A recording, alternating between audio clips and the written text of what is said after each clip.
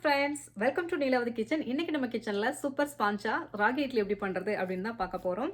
அரிசி கூட சேர்த்து தான் இந்த இட்லி நான் செய்ய போகிறேன். சூப்பராக இருக்கும் இந்த இட்லி, செய்கிறதும் ரொம்ப ஈஸியாக இருக்கும். வாங்க நம்ம வீடியோக்குள்ளே போகலாம். அதுக்கு முன்னாடி நம்ம சேனலை இப்போ தான் ஃபஸ்ட் டைமாக பார்க்குறீங்க அப்படின்னா சப்ஸ்கிரைப் பண்ணி வச்சுக்கோங்க. கூடவே பெல் ஐக்கானே கிளிக் பண்ணி வச்சுக்கோங்க. அப்போ தான் நம்ம போடுற வீடியோஸ் எல்லாமே உங்களுக்கு நோட்டிஃபிகேஷனில் காட்டும். வாங்க நம்ம வீடியோக்குள்ளே போகலாம்.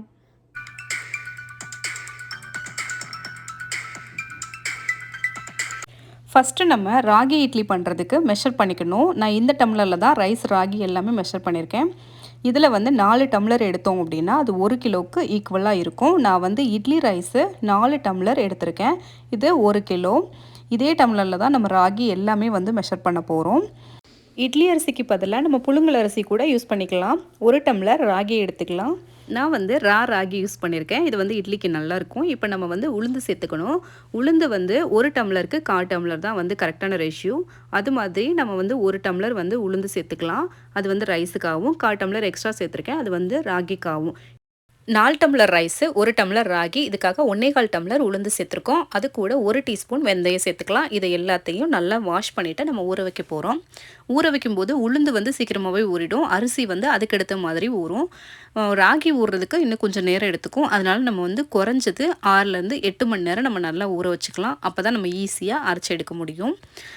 இப்போ பாருங்கள், நம்ம நல்லா வாஷ் பண்ணிட்டோம்.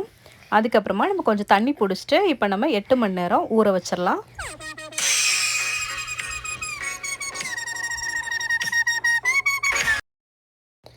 இப்போ பாருங்கள், 8 மணி நேரத்துக்கு அப்புறம் நல்லாவே ஊறிடுச்சு. இப்போ நம்ம தண்ணியை வடிகட்டிட்டு நம்ம இது எல்லாத்தையுமே நம்ம கிரைண்ட் பண்ணிடலாம். கிரைண்டரை ஃபஸ்ட்டு ஆன் பண்ணிவிட்டு அதில் நம்ம கொஞ்சம் கொஞ்சமாக சேர்த்துக்கலாம். அதுக்கப்புறம் கொஞ்சம் கொஞ்சமாக வாட்டரை ஊற்றி நம்ம நல்லா கிரைண்ட் பண்ணிக்கணும். அரிசி, உளுந்து, ராகி எல்லாமே சேர்த்து ஒரே டைமில் நான் கிரைண்ட் பண்ணிடுறேன். ஏன்னா வந்து 1.5 கிலோ தான் இருந்துச்சு. இது வந்து ஒரே டைம் கிரைண்ட் பண்ணுறதுக்கு ஈஸியாக இருந்துச்சு. இதில் வந்து 3 டைம், அதாவது என்னோட 16 இட்லி அவிக்கலாம் ஒரு டைமில். அதே மாதிரி 3 டைம் வந்து நான் இட்லி செஞ்சுக்கலாம். ஸோ வந்து ஒரு வாரத்துக்கே இது வந்து கவர் ஆகுற மாதிரி இருந்துச்சு. இட்லி, தோசை எல்லாம் போடுறதுக்கு ஒரு வாரத்தை வந்து கவர் பண்ணலாம். இட்லி மாவு அரைக்கும் போது நம்ம பொதுவாகவே கொஞ்சம் கொஞ்சமாக தண்ணி சேர்த்து தான் அரைக்கணும். நம்ம ஃபஸ்ட்டே நிறைய தண்ணி சேர்த்தோன்னா அது வந்து கஷ்டமாயிடும், ரொம்ப கரெக்டாக வராது. அதனால் வந்து கொஞ்சம் கொஞ்சமாக தண்ணி ஆட் பண்ணி நம்ம வந்து கொஞ்சம் டைமை விட்டு தண்ணி ஆட் பண்ணி நம்ம வந்து அரைச்சிக்கலாம். இப்போ பாருங்கள், ஓரளவு ரெடியாக இருக்குது. இப்போ வந்து இட்லிக்கு நம்ம அரைக்கும்போது கொஞ்சம் வந்து கொஞ்சம் குறைப்பாக சொல்லுவாங்கள்ல, அந்த மாதிரி அரைச்சி எடுத்துக்கலாம். தோசைக்கு வந்து நல்லா நைஸாக அரைப்பாங்க. நான் வந்து எப்போயுமே வந்து 2 in 1 மாதிரி தான் அரைப்பேன். ஓரளவு வந்து மீடியமாக இருக்கிறது மாதிரி, அதாவது நைஸாகவே நான் அரைச்சிப்பேன். இட்லியும் நல்லாயிருக்கும், தோசையும் நல்லா வரும்.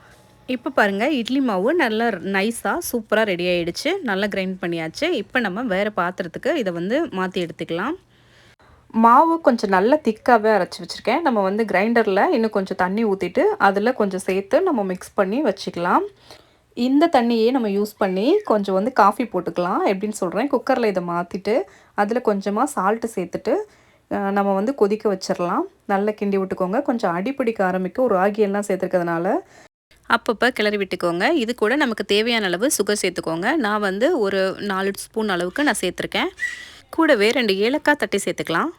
கொஞ்சமாக சுக்கு பவுடரும் நம்ம ஆட் பண்ணிக்கலாம். இது கொஞ்சம் கிளறி விட்டுட்டு அது கூட தேங்காய் வந்து நம்மளுக்கு ஏற்ற மாதிரி நம்ம சேர்த்துக்கலாம். கொஞ்சமாக ஒரு 2 ஸ்பூன் சேர்த்தா கூட போதும். நமக்கு எவ்வளோ தேவையோ அவ்வளோ நம்ம சேர்த்துக்கலாம். சுட சுட சூப்பராக ஒரு ஈவினிங்கில் ஒரு டீ ரெடி ஆகிடுச்சு. இப்போ நம்ம குடிச்சிட்டே வந்து இட்லி மாவு ப்ரிப்பேர் பண்ணலாம். இப்போ இந்த இட்லி மாவு கூட நம்ம கொஞ்சமாக சால்ட்டு சேர்த்துக்கலாம். சால்ட்டு வந்து நான் வந்து ஒரு 3 ஸ்பூனு அளவுக்கு நான் சேர்த்துருக்கேன். நான் வந்து பிங்க்கு சால்ட்டு சேர்த்துருக்கேன். இதை சேர்த்துட்டு நம்ம வந்து நல்லா மிக்ஸ் பண்ணலாம். இதில் ரொம்ப திக்காக இருக்கிறதுனால நான் வந்து அந்த கிரைண்டரில் ஆட்டும்போது எடுத்த இல்லையா, அந்த தண்ணி ஊற்றி கலந்து இல்லையா, அதை நான் சேர்த்து நான் வந்து மிக்ஸ் பண்ணுறேன். நல்லா இந்த பதத்துக்கு மிக்ஸ் பண்ணிக்கோங்க. மிக்ஸ் பண்ணிவிட்டு ஒரு ஓவர் நைட்டு நம்ம ஃபுல்லாக வந்து மூடி வச்சிடலாம்.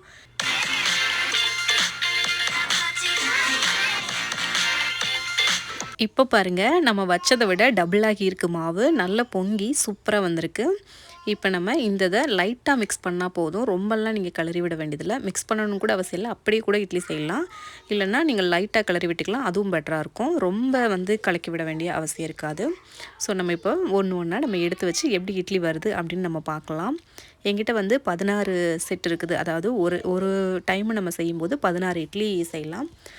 ஸோ வந்து அந்த மாதிரி வந்து 3-4 டைம் நம்ம இட்லி பண்ணலாம். அது கூட தோசையும் நம்ம சேர்த்துக்கலாம். ஸோ 1 வீக்கு நம்ம இந்த மாவு வச்சு கவர் பண்ணிக்கலாம். 1.5 கிலோ நம்ம போட்டிருந்தோம் இல்லையா? ரைஸு, ராகி, உளுந்து எல்லாம் சேர்த்து 1.5 கிலோ கிட்ட நம்ம போட்டிருந்தோம். ஸோ இதை ஒரு வாரத்தை நம்ம கவர் பண்ணலாம். தோசை, இட்லி, ஆப்பம் எது வேணாலும் நம்ம செஞ்சுக்கலாம். ஸோ இப்போ வெந்ததுக்கப்புறம் நம்ம எப்படி வருதுன்னு பார்ப்போம்.